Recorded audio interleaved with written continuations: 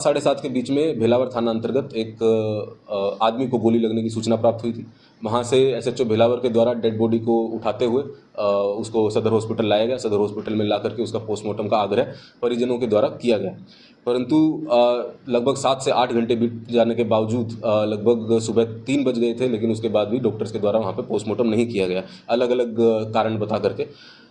फिर जब हम वहाँ पे लगभग 2:30 से 3 के बीच में हम स्वयं वहाँ पे पहुँचे तो जाकर के हमने देखा कि जो प्रभारी सिविल सर्जन है, केवल एक ही डॉक्टर हैं और वो वहाँ पे प्रेजेंट है, बाकी वहाँ पे कोई भी आदमी वहाँ उनका उपलब्ध नहीं था। वो आराम से अपने अंदर एसी कमरे में बैठे थे, जबकि 50 से 60 परिजन बाहर खड़े थे लगभग 7-8 घंटे से। जो डेड बॉडी थी, इतना ज़्यादा डिले क्योंकि पोस्टमार्टम में हो गया था, तो उसकी जो स्थिति थी वो भी बड़ी ख़राब हो गई थी। तो जब हमने डॉक्टर साहब को जा करके पूछा कि क्या समस्या है, क्या कारण है, तो उनके द्वारा बताया गया कि हम यहाँ पे पोस्टमार्टम नहीं करेंगे।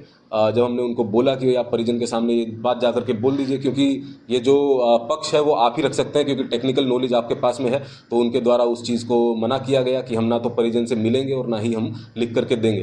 तो उस समय पे हम जो डॉक्टर साहब हैं उनको हम लोग वहाँ पे लेकर के गए परिजनों के सामने, और जा करके जैसे ही वो परिजन के सामने गए तो परिजनों के द्वारा उनको बोला गया पोस्टमार्टम करने के लिए, और उनके द्वारा मान भी लिया गया कि ठीक है अब हम कर देते हैं।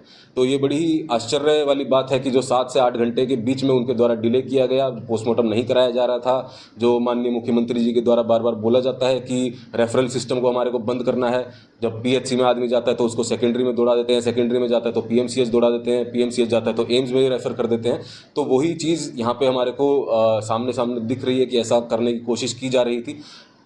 उसके बाद में जो रूल्स हमने देखे हैं, जो हमें पता चले हैं, उसके हिसाब से भी ये चीज़ लिखी हुई है कि यदि आपके पास में एफएमटी स्पेशलिस्ट मतलब फोरेंसिक मेडिसिन का डॉक्टर यदि नहीं है तो कोई भी मेडिकल ऑफिसर पोस्टमार्टम कर सकता है। प्राथमिकी रूप से आपका जो काम है पोस्टमार्टम का, वो कोई भी एमबीबीएस लेवल का डॉक्टर कर सकता है, परंतु जो प्रभारी सिविल सर्जन थे वो खुद एक एमएस डॉक्टर हैं, एमबीबीएस से ऊपर आते हैं। जो बाद में सर्जन आए वो एमसीएच किए हुए थे, मतलब एमबीबीएस से 2 रैंक ऊपर आते हैं। जो एमएस मेडिकल सुपरिटेंडेंट जो खुद वहाँ से गायब थी और लगभग 3-3.5 घंटे लेट पहुँची, वो खुद एक एमएस डॉक्टर हैं, लेकिन किसी के भी द्वारा जो परिजनों का दर्द है उनको नहीं समझा गया। लगभग 7 से 8 घंटे डेड बॉडी को बाहर रखा गया, और उसी बेसिस पे फिर उनके द्वारा जो परिजन थे वो आक्रोशित भी उनके ऊपर हुए।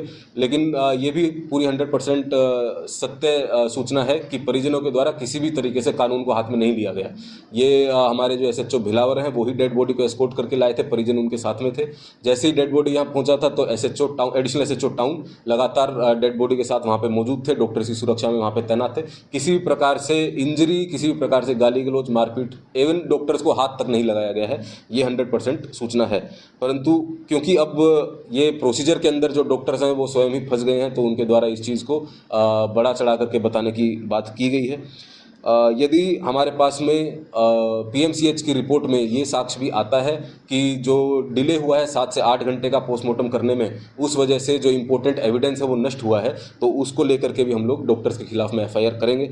यदि परिजन के तरफ से हमारे को कोई आवेदन ऐसा मिलता है कि डॉक्टर्स के द्वारा उनके खिलाफ बदसलूकी किया गया, या डॉक्टर्स की तरफ से हमें कोई आवेदन मिलता है कि परिजन के द्वारा उनके लिए बदसलूकी किया गया, तो उसके ऊपर भी अग्रिम कार्रवाई की जाएगी।